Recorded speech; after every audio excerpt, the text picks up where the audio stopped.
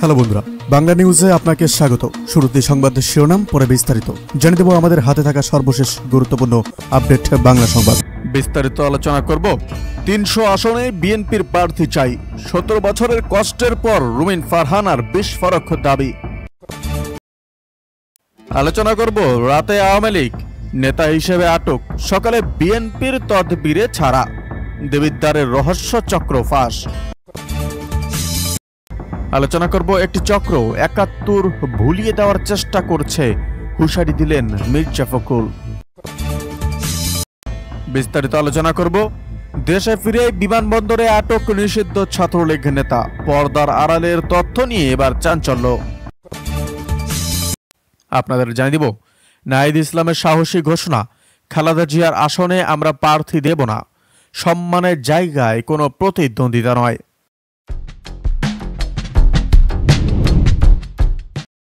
জানা যাচ্ছে, বেসরকারি বিশ্ববিদ্যালয় অর্থাৎ পিআর অফিসার্স অ্যাসোসিয়েশনের নতুন কমিটি ২৩ সদস্যের বড় শক্তি সমীকরণ প্রকাশ।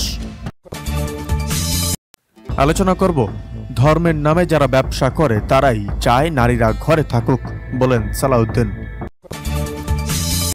আলোচনা করব, রাষ্ট্রপতিকে দিয়ে সই করিয়ে জুলাই সনদ অপবিত্র করা হয়েছে, বলেন নাসিরউদ্দিন পাটোয়ারি। আরও রয়েছে, জনগণই হতে পারে নির্বাচনের মাধ্যমে দুই দলের অহংকার চূর্ণ করে দিতে। আলোচনা করব, ফেব্রুয়ারিতে নির্বাচন না হলে আরেকটা ১-১১ রাশেদ খানের ভয়ঙ্কর সতর্কবাণী। ৭১ ভুলিয়ে দেওয়ার চেষ্টা করেছে। বিএনপি মহাসচিব মির্জা ফখরুল ইসলাম আলমগীর বলেছেন, আজকে একটা ধারণা দেওয়া হচ্ছে যে ২৪-এর আন্দোলনেই সব হয়েছে।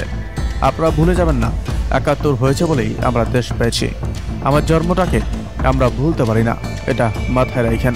৭১ ভুলিয়ে দেওয়ার চেষ্টা করছে একটি চক্র, কিন্তু আমরা সেটা ভুলতে পারি না। গতকাল সকালে ঠাকুরগাঁও জেলা মুক্তিযোদ্ধা কমপ্লেক্স ভবনে মুক্তিযোদ্ধা ও মুক্তিযোদ্ধার সন্তানদের সঙ্গে মত বিনিময় সভায় তিনি একথা বলেন।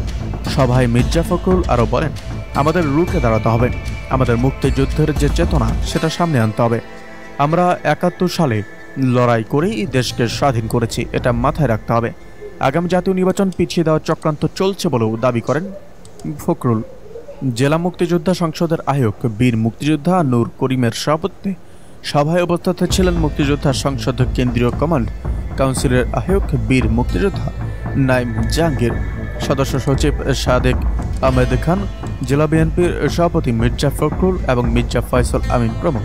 এদিকে মুক্তিযুদ্ধের সময় নিজের প্রয়াত বাবা মির্জা রুহুল আমিনের অবস্থান নিয়ে সামাজিক যোগাযোগ মাধ্যমে একটি স্ট্যাটাস দিয়েছেন বিএনপি মহাসচিব। ফখরুলের অভিযোগ, সোশ্যাল মিডিয়া বিভিন্ন প্ল্যাটফর্মে তার বাবাকে নিয়ে গুজব ও মিথ্যাচার করা হচ্ছে। গতকাল নিজের ভেরিফাইড ফেসবুক অ্যাকাউন্টে এক স্ট্যাটাসে মির্জা ফখরুল আশাবাদ ব্যক্ত করে বলেন, আমি গত ২ দিন ধরে ঠাকুরগাঁওয়ে আছি, কিছু কথা বলা এখন খুব জরুরি। আমাদের দেশের ভবিষ্যৎ ও তরুণ প্রজন্মের জন্য জীবনের এই প্রান্তে এসে যখন দেখি সমাজে কিছু মানুষ নিজেদের স্বার্থে মিথ্যার চাষ করছে, তখন বলা আরও জরুরি। বিএনপি মহাসচিব বলেন, আমার আব্বা মহরম মির্জা আমর ১৯৭১ সালে ২৭শে মার্চ আমার নানা বাড়ি যান এবং আমার ২ বোন ও মাকে নিয়ে। সেখান থেকেই তিনি যুদ্ধের ক্যাম্পে চলে যান ভারতে এবং ভারতের সঙ্গে মিলে যুদ্ধ করেন। তার এদিকে উত্তরা রাস্তায় আজ দেখা গেল এক অদ্ভুত দৃশ্য।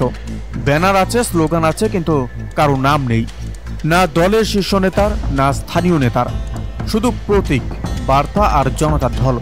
প্রশ্নটা প্রথম ৩ সেকেন্ডেই সবার মাথায়, নেতাহীন এই মিছিলের লক্ষ্য কি?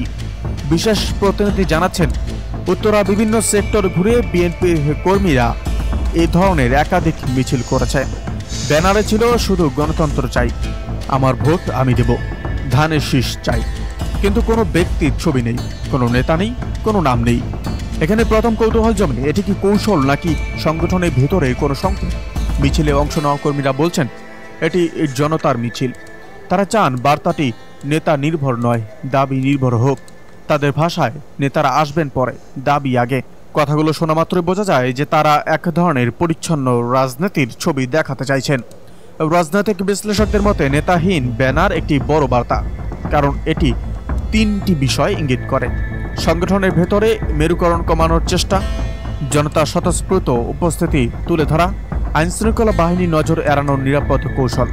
এই মিছিলের লক্ষ্য কি শুধু প্রতীকী শক্তি দেখানো, নাকি নির্বাচনের আগে মাঠ পর্যায়ে নতুন সাংগঠনিক কৌশল? মিছিলে অংশ নেওয়া একজন তরুণ বলেন, সরকারিরা বলে আন্দোলন নেতা নির্ভর, আমরা দেখাচ্ছি আন্দোলন এখন মানুষের। তার চোখে ছিল উত্তেজনা, কিন্তু কণ্ঠে সতর্কতা, যেন তারা জানেন বড় সংঘাতের সামনে। উত্তরা সড়কে দেখা গেছে পরিবার, শিক্ষার্থী, দোকানদার অনেকে থেমে এই অদ্ভুত নেতাহীন মিছিল দেখছেন। কারো মুখে প্রশ্ন, কারো মুখে স্মুগ্ধতা। এমন দৃশ্য দেখা যায় না প্রতিদিন। এগুলো কি বড় কর্মসূচির আগাম প্রস্তুতি? বিএনপি কি নেতা নির্ভর রাজনীতি থেকে বার্তা নির্ভর রাজনীতিতে জোর দিচ্ছে, নাকি এটি নির্বাচনের আগে জনতার বিচ্ছিন্ন শক্তিকে এক জায়গায় টানার কৌশল? উত্তরার এই নামহীন মিছিলগুলো আজ যেন ধাঁধা তৈরি করেছে। তার সমাধান মিলবে সামনের সপ্তাহগুলোতেই, কারণ বার্তা স্পষ্ট, যখন নাম হারিয়ে যায় তখন আন্দোলনই হয়ে ওঠে আসল পরিচয়। এদিকে জামাত ক্ষমতায় গেলে দুর্নীতির মূলোৎপাটন করা হবে বললেন ডক্টর খালেদুজ্জামান।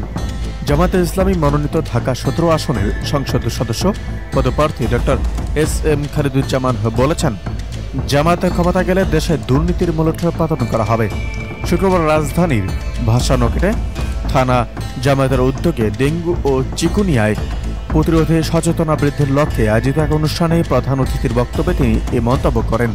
অনুষ্ঠানে ভাসানগের বস্তির বাস্তুহারা 2000 অসহায় মানুষের মধ্যে মশারি বিতরণ করা হয়। ডক্টর খালেদুজ্জামান বলেন, বিগত 17 বছরে স্বৈরশাসন দেশে দুর্নীতিকে চরম পর্যায়ে নিয়ে যায়। এ সময় জনগণের মৌলিক অধিকার লঙ্ঘিত হয়েছে। তিনি বলেন, হাজার হাজার কোটি টাকা বিদেশে পাচার হয়েছে, সাধারণ মানুষের কল্যাণে কার্যকর উদ্যোগ নেওয়া হয়নি। তিনি আর বলেন, জামাত চরম নির্যাতনের মুখেও মানুষের পাশে ছিল, আছে, ভবিষ্যতেও থাকবে। এ সময় তিনি মানবিক সেবামূলক কার্যক্রম অব্যাহত রাখার কথাও জানান। 5 আগস্টে আন্দোলনের প্রসঙ্গ টেনে তিনি বলেন, যে স্বপ্ন নিয়ে দেশকে স্বৈরশাসন মুক্ত করা হয়েছিল, সেই স্বপ্ন বাস্তবায়নে যৌথভাবে কাজ করতে হবে। আমরা মানবিক বাংলাদেশ করতে চাই। ডক্টর খালেদুজ্জামান আরও বলেন, নতুন করে যেন কোনো স্বৈরাচার ক্ষমতায় আসতে না পারে, সেজন্য সবাইকে ঐক্যবদ্ধ থাকতে হবে। নারীর মর্যাদা, নিরাপত্তা ও কর্মক্ষেত্রে সুরক্ষা নিশ্চিত করার প্রতিশ্রুতিও তিনি তার বক্তব্যে তুলে ধরেন। অনুষ্ঠানে সভাপতিত্ব করেন মহানগরী মজলিসের সুরা সদস্য ও ভাসানটেক থানা জামাতে আমির ডক্টর মোহাম্মদ আহসান হাবিব। এদিকে গণভোট আগে করতে হবে। জামাত সহ 8 দলের এই হুঁশিয়ারি রাজনৈতিক অঙ্গনে আজ ঝড় তুলেছে। প্রথম 3 সেকেন্ডেই প্রশ্নটা সবার মাথায়, তারা কি সরাসরি অন্তর্বর্তী সরকারকে শেষ সতর্ক বার্তা দিল? ঢাকায় অনুষ্ঠিত যৌথ বৈঠকে আজ 8 দল জানায়, জাতীয় নির্বাচনের আগে গণভোট ছাড়া কোনো পথ নেই। তাদের ভাষায়, গণভোটকে পেছনে ঠেলে দিয়ে নির্বাচন করতে চাওয়া মানেই জনগণের স্পষ্ট দাবিকে উপেক্ষা করা। এখানেই প্রশ্ন জন্মায়, সরকার কি সত্যি গণভোট পিছনোর ছক কষছে? জামাত সহ সংশ্লিষ্ট দলগুলো নেতারা বলেন, গণভোট ডিসেম্বরের আগেই করতে হবে। সময় নষ্ট করা মানে রাজনৈতিক সংকটকে ঘনীভূত করা।